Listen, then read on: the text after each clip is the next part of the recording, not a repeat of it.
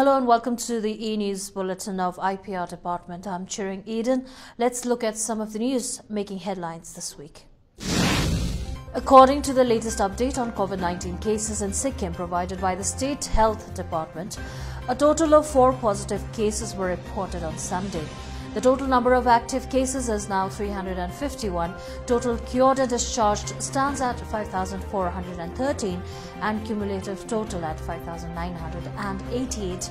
70,830 tests have been conducted so far and 129 persons have died from the disease.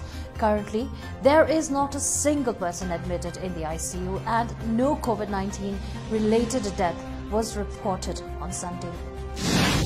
An assembly session on the second supplementary demands for grant for financial year 2020-21 was held today. The session was presided over by Deputy Speaker Sri Sangye Lepcha.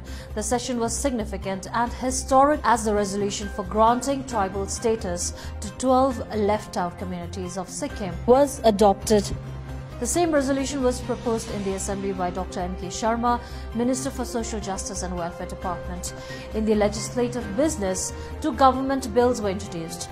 The Sikkim Panchayat Amendment Bill 2021 and the Sikkim Industries Licensing Amendment Bill 2021 were introduced by Ministers Sonam Lepcha and B.S. Pant.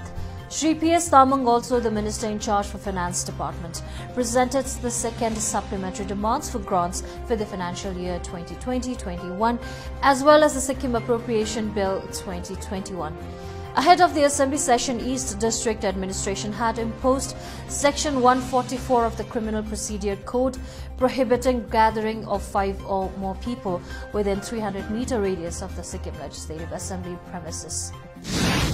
Chief Minister Shri Prem Singh Tamang flagged off the 16 traffic police motorcycles dedicated to enforce a better traffic management in the state in a program organized by the Sikkim Police at MG Marg, Gangtok on Sunday.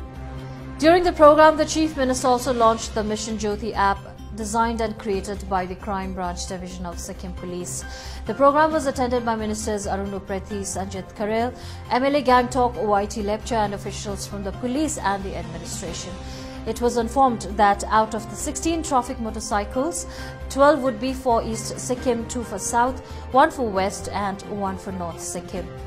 SBCID also informed that the Mission Jyothi app is an initiative of Sikkim Police to counter drug abuse, child sexual abuse and suicide. The mobile app contains the details of these crimes and how it can be prevented.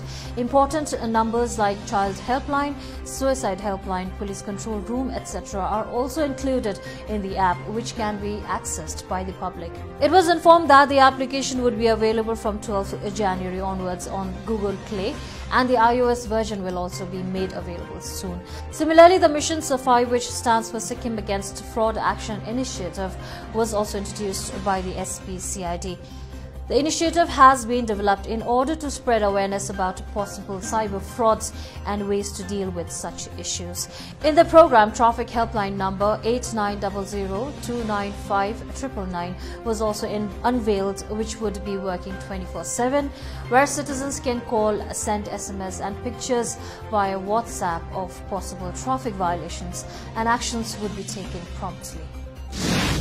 To assess states' preparedness at all levels before the rollout of COVID-19 vaccine, State Health Department conducted another dry run in all 4 districts on Friday. The nationwide dry run was carried out in all 4 district hospitals and in at least 1 primary healthcare center in each district. 11 session sites including STNM, CRH, 4 district hospitals and selected PHCs, Rangpo PHC, Machong PHC, Soreng, Dikchu and Namthang were covered in the state of Sikkim.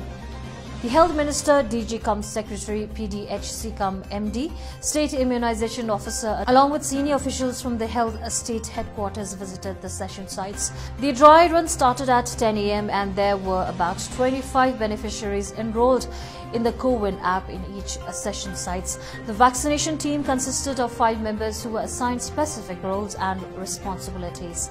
The vaccination site setup consisted of hand sanitization and ID verification area at the entry point and a waiting room wherein information on the vaccine was imparted to the beneficiaries.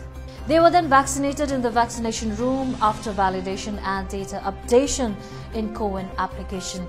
Post-vaccination, the beneficiaries were kept in the observation room for 30 minutes to identify and address any adverse events following immunization. The dry run was monitored by the representative from the World Health Organization. For information, only dummy vaccines were given in the dry run, and the primary objective was to identify challenges and bridge gaps between planning and implementation of the program.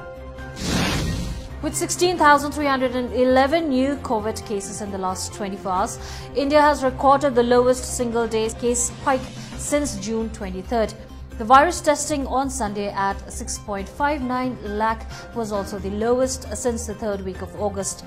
Active cases further dropped to 2.2 lakh. A total of 161 deaths were reported on Sunday. This is the first time since the end of May that the country reported less than 20 fatalities. With less than a week before India kickstarts the world's biggest inoculation drive, Prime Minister Narendra Modi held a virtual meeting with chief ministers of all states and union territories today and reviewed the preparedness for COVID-19 vaccine administration across the country. In India's vaccination drive, set to start on January 16, priority will be given to about 3 crore frontline workers, followed by around 27 crore people above the age of 50 and others with comorbidities. Chinese authorities confirmed that World Health Organization coronavirus experts will arrive on Thursday to investigate the origins of the virus. China said the 10 WHO scientists will work together and will conduct joint research operation on the origins of COVID-19 with Chinese scientists.